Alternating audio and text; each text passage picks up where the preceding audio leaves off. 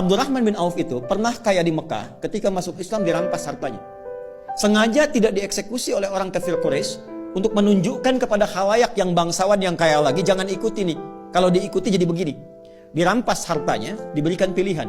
Kalau engkau tinggal di Mekah, tidak hijrah ke Madinah, ke Yathrib, kami berikan semua hartamu lagi, kami angkat jadi orang hartawan yang paling tinggi statusnya, dan kami muliakan semuanya.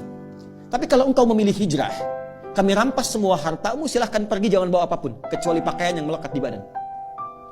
Sengaja nggak dieksekusi. Beliau memilih berangkat untuk hijrah.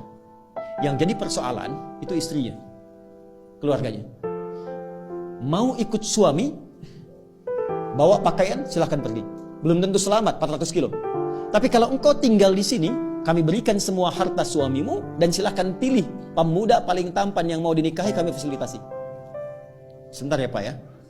Kalau ibu dalam posisi istrinya Abdurrahman bin Auf,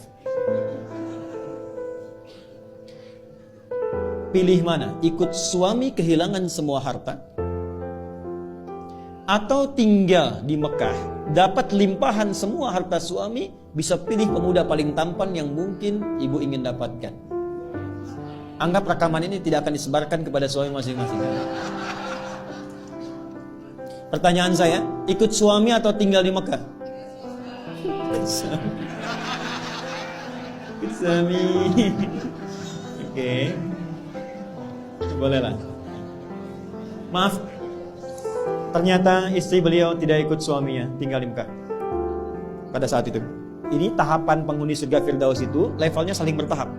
Allah tidak akan mungkin memberikan kemampuan maksimal di sini kalau kita belum melewati yang ini dengan optimal. Maka apa yang terjadi?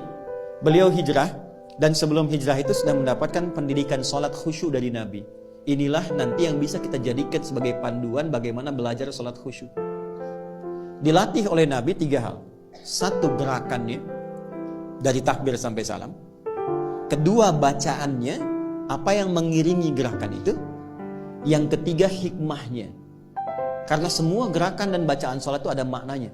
Kenapa berdiri tidak terlampau rapat, tidak terlampau lebar? Kenapa kemudian mengangkat tangan sampai di sini? Ya, itu ada maknanya. Kenapa disimpan di sini? Kenapa rukunya lurus jajar? Itu semua ada artinya. Secara singkat diajarkan oleh Nabi, hijrahlah beliau kemudian ke Yathrib yang kelak jadi Al-Madinah Al-Munawwarah. Maka sampai sana kemuliaan masyarakat Madinah yang sampai sekarang diabadikan di Quran surah 59 ayat 9 sampai 10. Wa yu'thiruna ala anfusihim walau kana bihim khasasah. Karena itu disebut ansar. Ansar itu menolong tanpa pamrih dan sesuai kebutuhan yang ditolong. Jadi kalau ada orang kehausan, yang datang menyambut yang bawa minuman. Orang lapar, yang datang menyambut yang bawa makanan. Abdurrahman bin Auf pernah kaya, jatuh fakir, yang menyambutnya orang paling kaya di Madinah. Pilihannya 2. Perhatikan baik-baik. Akhil karim, bahas kita, saudaraku yang mulia. Sami'tu annaka kunta ghaniyya. Saya dengar Anda pernah kaya sebelum kesini. Kalau ingin kaya lagi, ambil setengah harta saya. Dan saya dengar Anda ditinggalkan istri Anda di Mekah. Pilih perempuan paling cantik di Madinah. Sekalipun bagian dari keluarga saya akan fasilitasi pernikahan. Gantian ya Bu ya, gantian.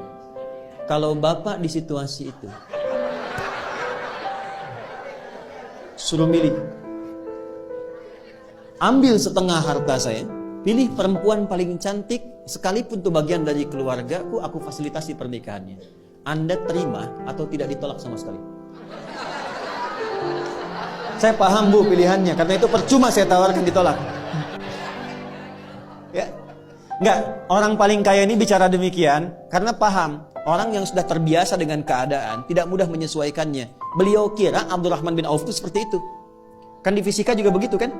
Ya, gaya itu kan F1 sama dengan F2, gitu kan? Kalau naik hartanya banyak, naiknya kan turunnya beda. Kalau sedikit naik angkot turun tawadu, sedekah, gitu kan? Ya, yang repot kan hukum Pascalnya. F berbanding lurus dengan P kan, tekanan. Gaya berbanding lurus dengan tekanan. Semakin banyak gaya, semakin tertekan. Itu problemnya. Nah, dia melihat Abdurrahman bin Auf ini barangkali sudah di level tinggi, gayanya tinggi, jadi tekanan. Dia lupa bahwa beliau sudah diajarkan cara sholat yang benar. Itu cuma dipraktekkan, berdiri begini. Ini ada maknanya. Apa jawaban Abdurrahman bin Auf? Jazakallahu khaira arini ainal aswaq. Semoga Allah memuliakan dan memberikan Anda pahala. Cukup tunjukkan kepadaku di mana pusat bisnisnya. Berdiri. Kalau masih mampu menegakkan diri kita, jangan gantungkan kehidupan pada orang lain. Oke. Cuma 2 tahun. Dari penyalur kambing, 2 tahun hartanya bertambah, 3 tahun jadi orang paling kaya pada masa itu. Dari nomor 3, nomor 2 langsung jadi nomor 1. Levelnya dari sini dulu sampai ke sini. Dan Abdurrahman bin Auf setelah menjadi kaya, sepeninggal Nabi, heboh Madinah, pekerjaannya setiap bulan cuman menyantuni semua orang di Madinah. Yang sudah nggak bisa bekerja disantuni sepertiga orang Madinah. Yang belum punya pekerjaan sepertiga dimodali oleh beliau. Yang sudah ada diinfaki oleh beliau. Jadi sekampung Madinah, sekota pada saat itu mendapatkan bagian dari hartanya Abdurrahman bin Auf. Jadi cari kerjanya tuh untuk amal. Apakah berkurang hartanya? Tidak, malah makin kaya. Malah makin kaya. Ada riwayat yang memang perlu diverifikasi tapi diduga benar. Bahwa ketika heboh datang hartanya Abdurrahman bin Auf dengan banyaknya unta. Banyak unta, dalamnya ada mutiara, emas, macam-macam dan sebagainya. Kata Sayyidah Aisyah, aku mendengar hisabnya Abdurrahman bin Auf itu tidak mudah, saking banyaknya. Maka beliau katakan, semua yang ada sekarang, yang datang, aku sedekahkan untuk kepentingan umat Islam. Semua. Kalau ada 600 truk isinya emas, perak, mutiara, berlian dan sebagainya, diberikan kalimat ringan begitu semua disedekahkan. Dan beliau kan termasuk yang dimuliakan ke surga dengan cepat. Kebangetan kayanya dan cepat banget masuk surganya.